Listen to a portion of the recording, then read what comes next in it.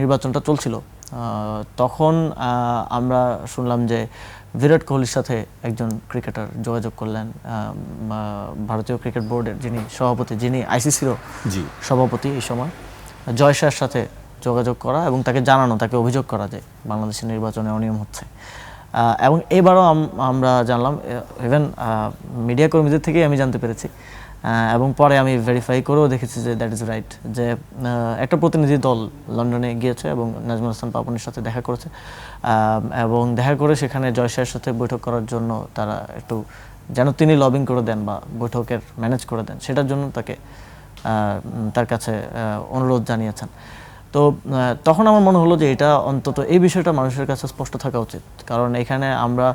Last বিশ্বকাপে আমরা দেখেছি যে ভারত কিভাবে ক্রিকেটেও আধিপত্যবাদ করতে চায়, পলিটিক্যালি তো করেই, আমাদের উপরে করেই আসছে। তো